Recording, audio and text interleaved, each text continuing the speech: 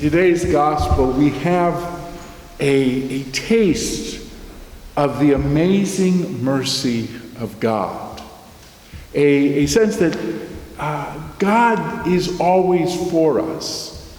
God is always drawing us into a sense of heaven, drawing us back home, drawing us into love of Him and therefore love of one another.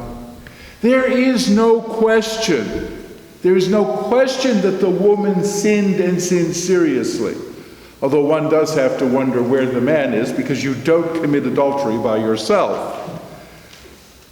But she, in this situation, has no defense, has no plea.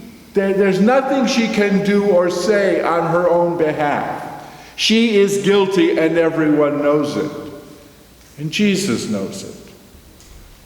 But rather than exposing her to the full brunt of what the justice of the law would be, Jesus invites people to a sense of mercy and love. There's an old story that when Jesus bends down and writes in the dirt, he's writing out the sins of each person.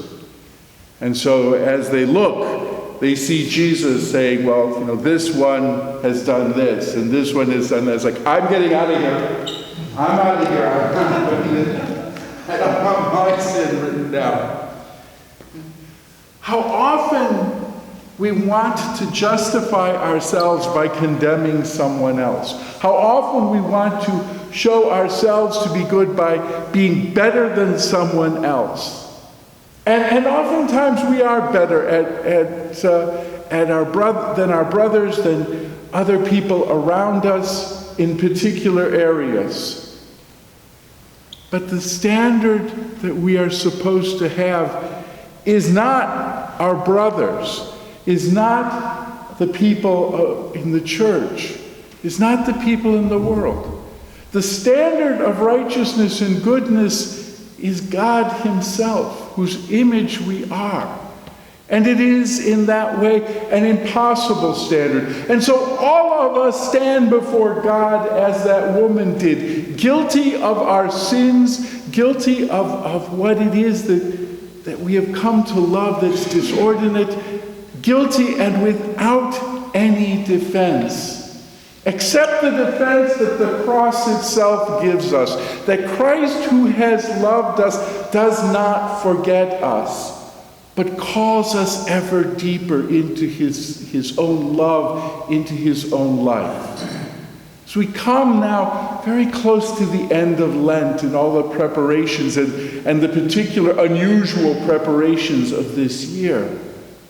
Let's not forget what we are doing, what we are trying to do, to respond to a love that was so great it did not hold back anything from us, but rather gave His very life, His last breath, His last ounce of strength, His last drop of blood for our forgiveness, so that we can hear the call of mercy, the call of love, not only to forsake the sin that so tempts us, that so draws us in, but to have mercy on our brothers and sisters who need to know, through us as well as through Christ Himself, that there is a God whose love never fails, never is withdrawn, is always there for us, and always calls us to something greater than we can imagine.